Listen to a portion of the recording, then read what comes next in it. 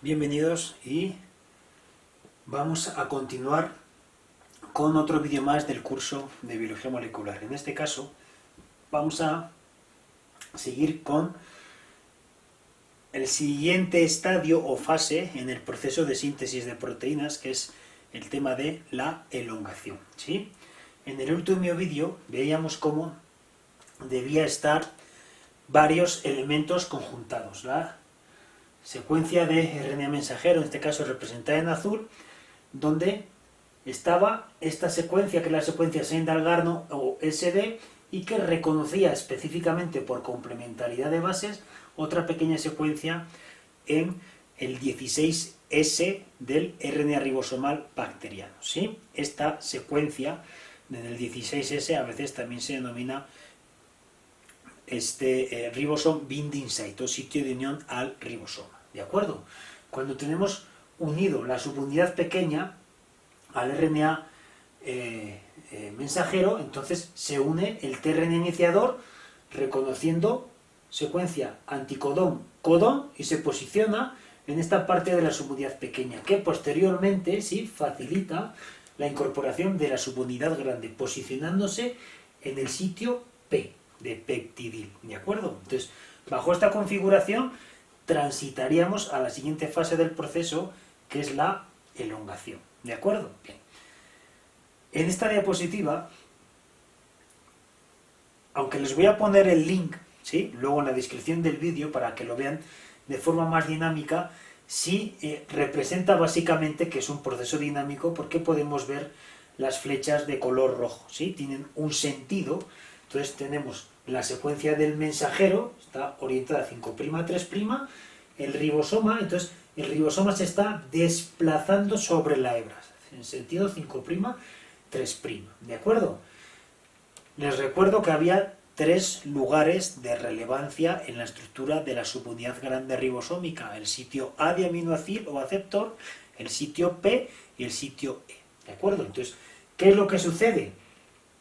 Tenemos que hay un desplazamiento y se van incorporando los aminoácidos a través de un proceso que vamos a analizar a continuación. Fíjense, en esta diapositiva lo vemos en este sentido dinámico. Aquí tenemos una fotografía del inicio de la síntesis de proteínas, ¿sí? Entonces tenemos el sitio P, donde está el tRNA iniciador que porta formilmetionina, y tenemos tanto el sitio A como el sitio E vacíos, ¿de acuerdo? Entonces empieza la síntesis y el primer paso que debemos contemplar es que en el sitio A se incorpora un RNA de transferencia que porta el aminoácido 2, en este caso está representado por estas letras AA2, ¿sí? Entonces, siempre es necesario que entiendan que solo puede haber 2 RNAs de transferencia en la estructura de la subunidad grande ribosómica. Bajo esta configuración tendríamos el sitio EXI vacío,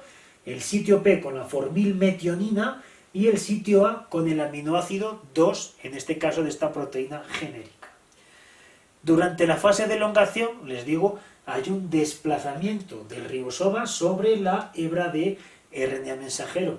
Esta línea oblicua simplemente viene a representar ese desplazamiento, ¿sí? Entonces, ¿qué es lo que sucede? Fíjense, el tRNA iniciador que porta formilmetionina, ¿sí?, genera un puente peptídico con el aminoácido 2, ¿sí?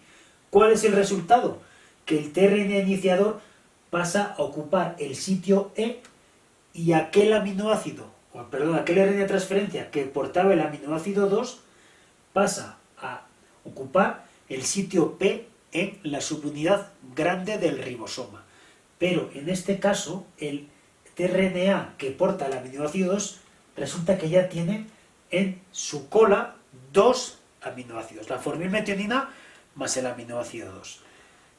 El siguiente paso sería lo mismo, ¿sí? Solo que, en este caso, la cadena va creciendo, ¿de acuerdo? La cadena va creciendo. Entonces tendríamos esta estructura, ¿sí? Está desplazándose y se van incorporando nuevos aminoácidos. Siempre el aminoácido, el tRNA de transferencia que está en el sitio P es el que porta todos los aminoácidos y se va desplazando. Primero, siempre debe haber uno en el sitio P, ¿sí? Y puede alternarse uno en el sitio E u otro en el sitio A, ¿sí? Siempre cuando están en el sitio E, los RNAs de transferencia aparecen como descargados, mientras que cuando están tanto en el sitio P como en el sitio A, deben ser RNAs de transferencia cargados. ¿De acuerdo? Hay muchos vídeos en YouTube donde van a ver de forma dinámica cómo es este proceso, ¿sí? Nada más que esta manera de verlo es muy esquemática, muy sencilla y facilita mucho la comprensión, ¿de acuerdo? Bien, entonces vimos la iniciación y vimos la elongación. Lo que nos falta ver es la terminación. Bien. Para entender la terminación de la síntesis de proteínas hay dos elementos, simplemente voy a mencionar uno y me voy a centrar en otro. Hay unas proteínas, unos cofactores que se llaman release factor o factores de liberación. Son factores proteicos que intervienen en este complejo, ¿sí? Y que facilitan el proceso de disociación, ¿sí? No voy a entrar a profundizar más en ello, pero sí quería mencionarlo. Ahora bien, voy a ir quizá al más relevante del otro de los factores, que era la presencia de codones stop o de terminación.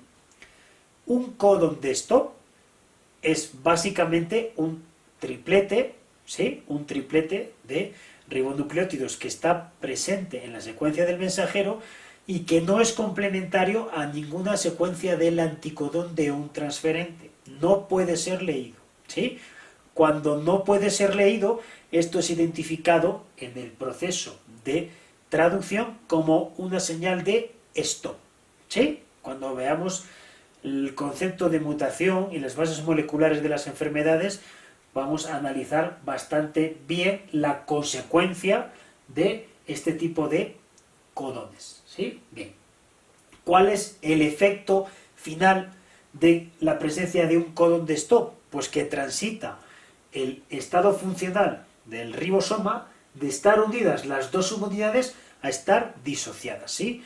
La presencia de un codón de stop propicia que se libere el último tRNA que porta la cadena aminoácidica de la subunidad pequeña, de la subunidad grande, de la secuencia de RNA mensajero y finalmente de la proteína, ¿sí?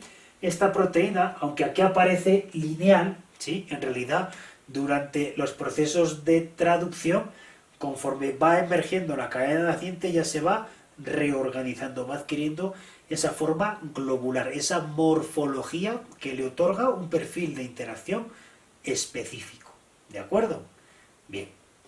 Bueno, pues simplemente recordarles que los codones de terminación pueden ser UAA o UAG, ¿sí? O UGA, ¿sí? No es siempre homogéneo, no todos los organismos manejan los mismos, pero son los que están descritos en la bibliografía. Y sí es interesante que los recuerden, básicamente porque tanto iniciación como terminación, si hacen un análisis pues somero de cualquier secuencia de DNA, deben, sobre todo si es mensajero, deben identificar dónde está el inicio y dónde está el final. Y son los elementos que van a buscar en este tipo de software, ¿sí?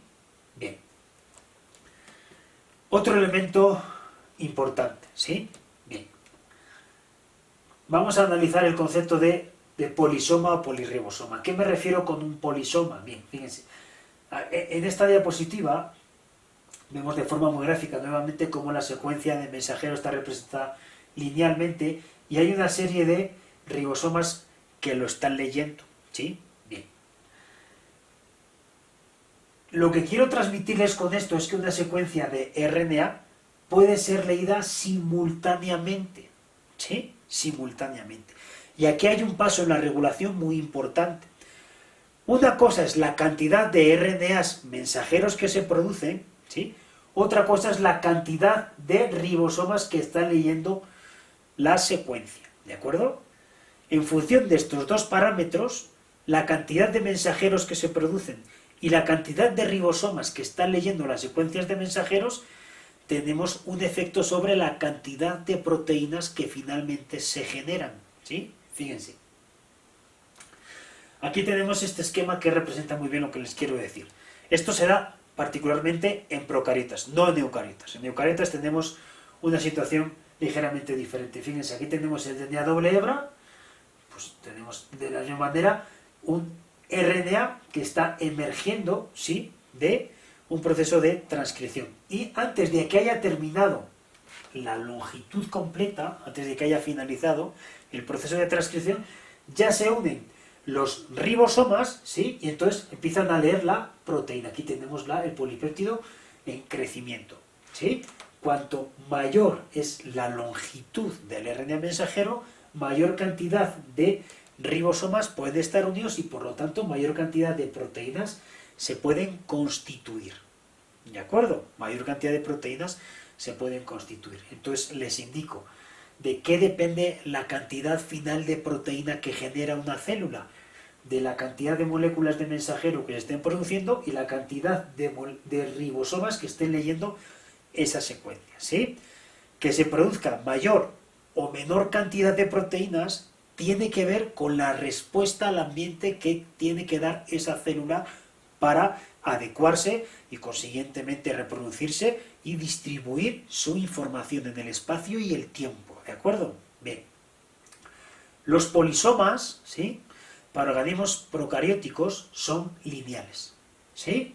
Son lineales. Ahora bien, para organismos eucarióticos, ¿sí?, son circulares, ¿sí? Son circulares. A ver si puedo verlo. Miren, aquí tienen una imagen de un polisoma eucariótico, ¿sí? Tenemos en verde representados los ribosomas que están leyendo esa secuencia, ¿sí? Bien, entonces, el hecho de que la transcripción y la traducción en procariotas sean simultáneas tienen que ver con las características del mundo microbiano, ¿sí? Las bacterias están muy expuestas al ambiente y el mundo microbiano se caracteriza por una enorme diversidad de microgradientes de múltiples parámetros, ¿sí? Múltiples parámetros. El hecho de que haya un insecto que esté alimentándose de una fuente de carbono y expela por su tubo digestivo una fuente de nitrógeno, ese tiene un gran impacto desde el punto de vista microbiano, ¿sí?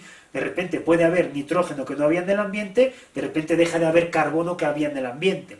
Entonces, este tipo de variaciones tan bruscas a escala microscópica exige de procesos de adecuación muy rápido, ¿sí? ¿Y cómo obtienen la rapidez las bacterias? A través de simultanear, ¿sí?, o hacer simultáneos los procesos de transcripción y traducción, ¿de acuerdo? Aunque este tipo de conceptos los abordaré si más adelante nos encontramos en el curso de Ecología Microbiana, creo interesante que ustedes entiendan los porqués de este tipo de organización en el proceso, ¿sí? La traducción y la transcripción son simultáneas en procariotas, no en eucariotas, ¿sí? Bueno, en el siguiente vídeo vamos a analizar el concepto de mutación asociada a las bases moleculares de las enfermedades. Es un tema un poco, digamos, con características de estanco en el curso, pero que es relevante, porque luego nos va a permitir establecer puentes e interacciones con otros contenidos del curso, particularmente un vídeo que quiero que vean de tecnología CRISPR-Cas, ¿sí? Y otros temas que sobre todo tienen que ver con análisis genético, reacción en cadena de la polimerasa y otras técnicas que me parecen de especial relevancia.